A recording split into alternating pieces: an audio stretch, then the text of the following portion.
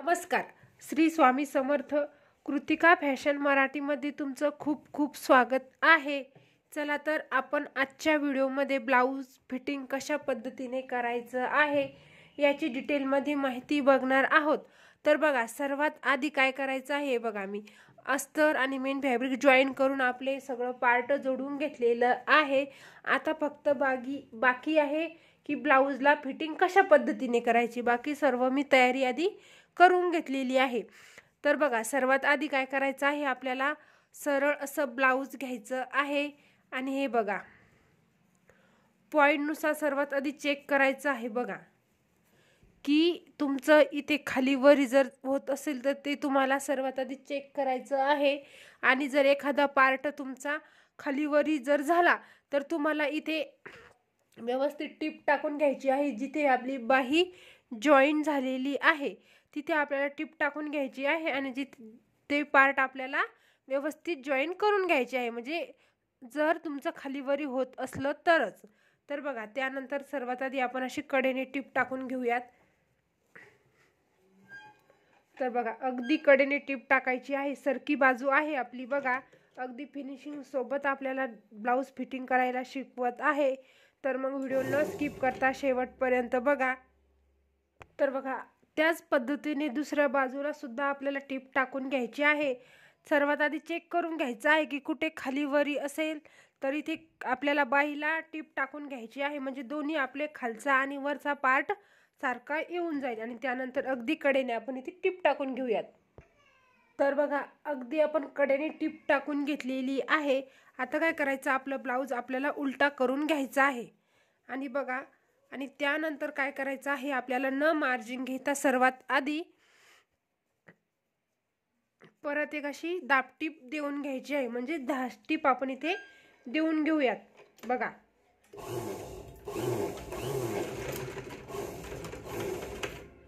अशा पद्धतीने पूर्ण आपण इथे 10 टीप टाकून घेऊया सर्वात आधी.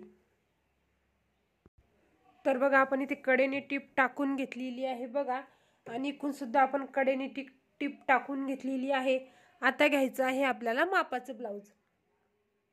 तर बघा, सर्वात आधी आपलं मापाचं ब्लाऊज घेऊन आपण कमर मोजून घ्यायची आहे. तर बघा, कमर व्यवस्थित अशा पद्धतीने टेप ठेवायचा आहे आणि कमर मोजून घ्यायची आहे बघा. हे बघा,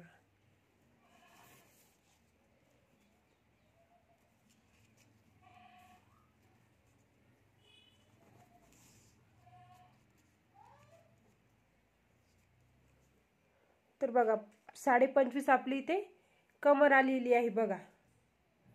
25.5 कमर आलेली आहे. तर आता आपल्याला आपलं ब्लाऊज घ्यायचं आहे आणि व्यवस्थित त्याच पद्धतीने आपण कमर मोजलेली आहे त्याच पद्धतीने याची सुद्धा आपल्याला मोजून घ्यायची आहे. तर बघा,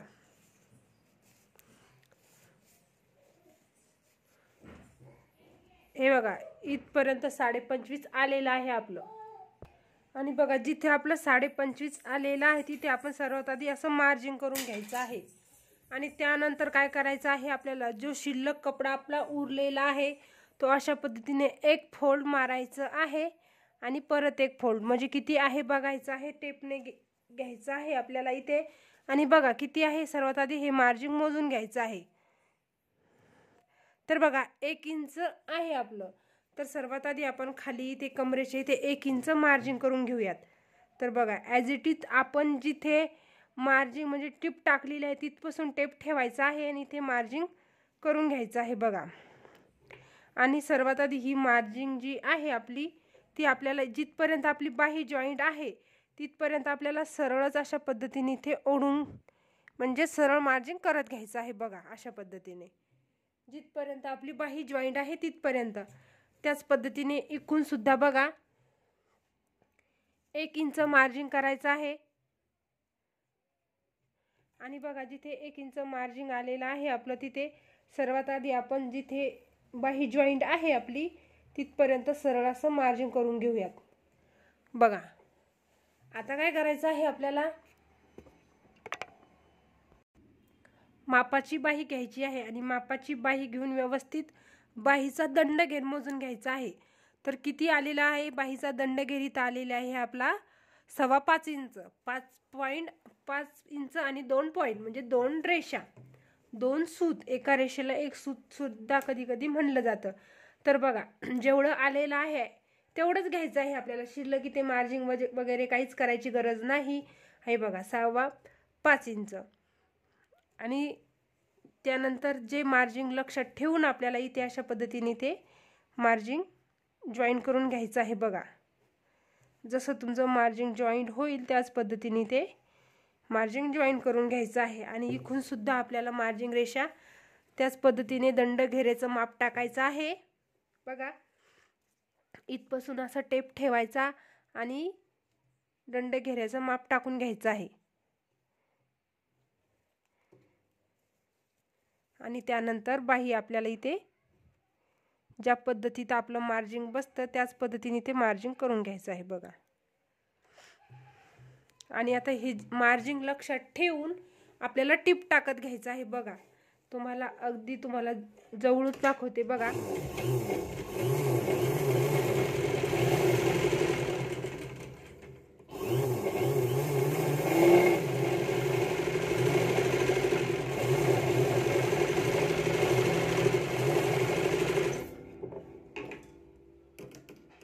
तर बघा आपण इथे फिनिशिंग टिप टाकून घेतलेली आहे. तर फिनिशिंग टिप टाकताना गडबड करायची नाही. सरळ हे बघा सरळ आपली टिप सरळ आलेली आहे.